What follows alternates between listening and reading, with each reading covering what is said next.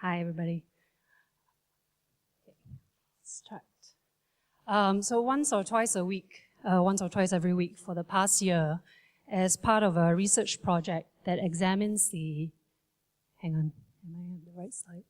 Yes. That examines the everyday lives of people living with low income in Singapore. I've been visiting neighborhoods with low income rental flats. And I've had the privilege of meeting and talking to many adults, some children. I've been invited to many homes, sat on many floors. And people have very openly and warmly, generously shared their experiences and life stories with me. The people I meet live in difficult conditions. Their homes are very cramped. They and their families have very little personal space. Most sleep on mattresses that are moved out of the way in the day and then set up on the living room floor at night. Some have had experiences of being homeless.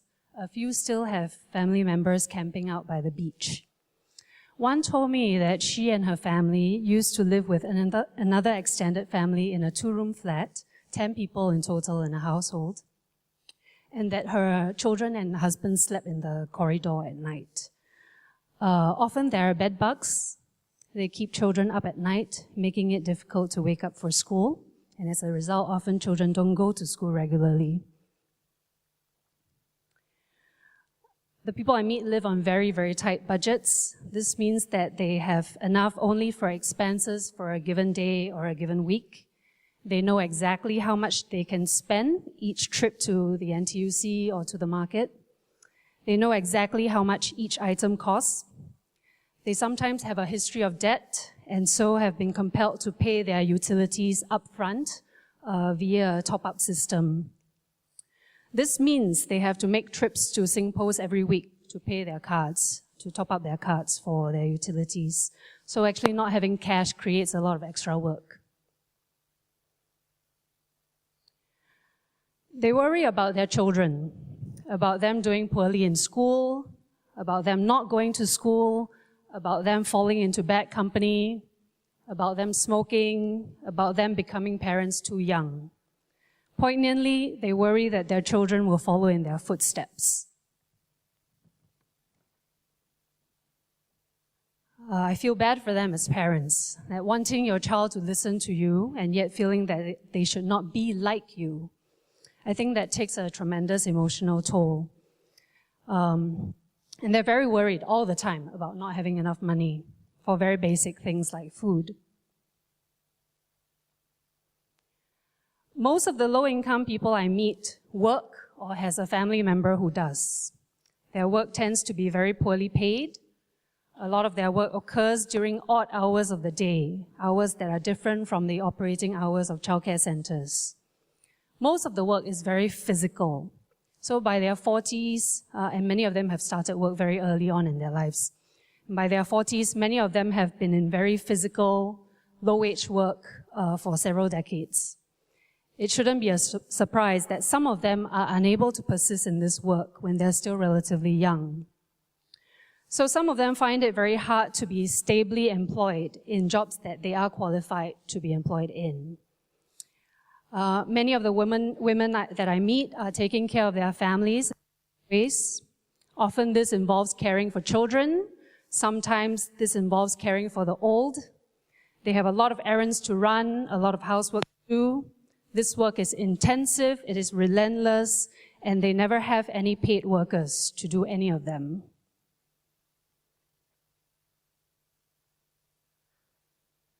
Some of the people I meet have received social assistance of some sort.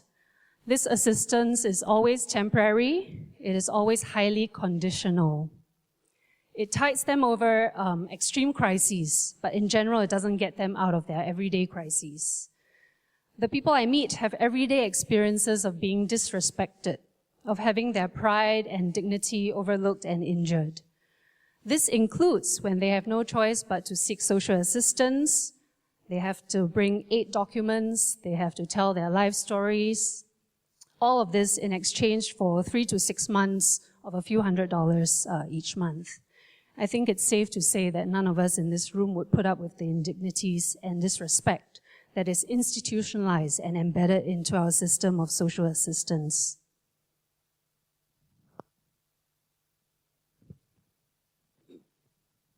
So there's a lot I could say about how poverty is experienced and how it is reproduced. But I think it's really important that we see poverty not as the problem of a small minority. Instead, I think what I've learned in this work has helped me to understand the limitations of our larger system. So today I start with these stories about living with low income, but I really want to turn to highlight what this work has made clear about the problems we have as a society. I think my work has illuminated for me that ours is a system where access to public goods are highly contingent on one's ability to perform the familial in narrow and specific ways. And performing the familial appropriately means forging specific kinds of relationships with other people, where people within families must play specific gendered functions of breadwinning or care. And performing the familial through heterosexual marriage, through continuous employment, through having the right number of children that matches one's socioeconomic circumstances, through cultivating dependence across generations with one's parents or children, through playing specific gendered familial roles, all of these are key for social inclusion. Essentially, citizens' access to public goods are dependent on whether they forge the right connections to the right people who can count as family, and then it's dependent also on each of the family members performing the appropriate gender roles. And failure to perform these appropriate familial roles, even temporarily, can result in deep social exclusions. So in other words, the deservedness of citizens to public goods is heavily differentiated.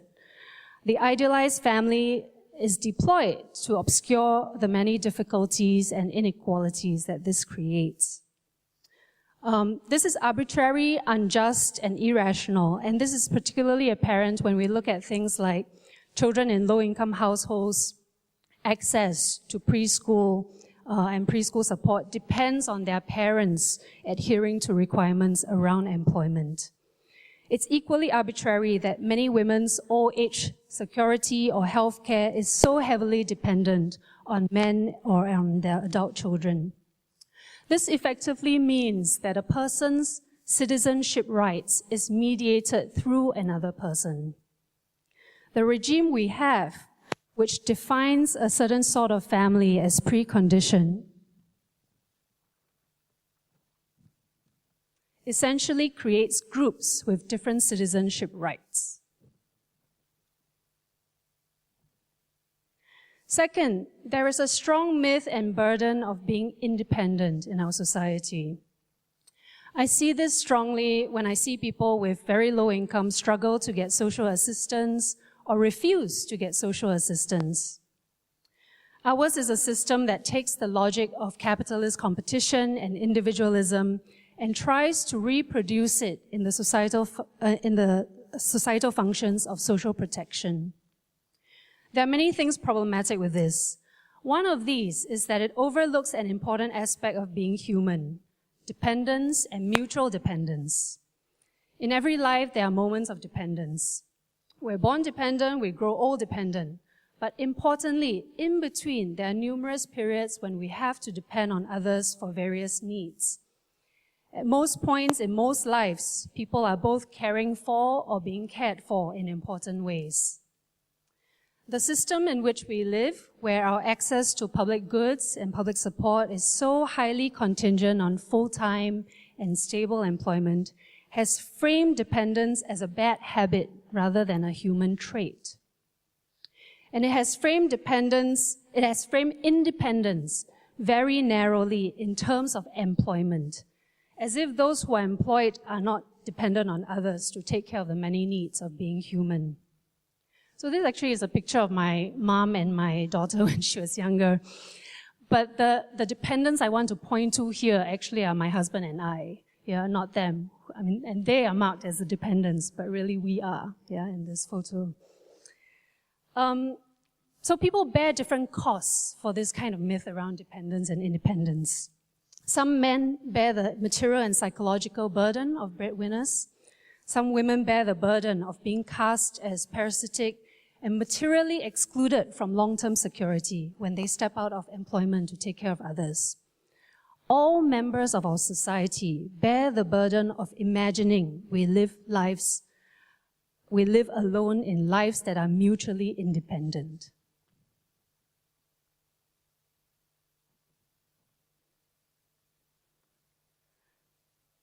Third, learning about the lives of people who live with low income has sensitized me to all the ways in which human worth has become tethered to one's income and wealth. When access to public goods, whether it's housing, healthcare, or education, are so deeply dependent on income and wealth, we all send the strong signal that some members of society have more legitimate claims and some less legitimate claims as members. So not only do those with less live in poor material circumstances, they are also constantly reminded that they are themselves inferior members of our society. So their material deprivations are coupled with a very strong sense of failure. Conversely, those who are wealthy too often imagine that this means they have superior claims to membership in society.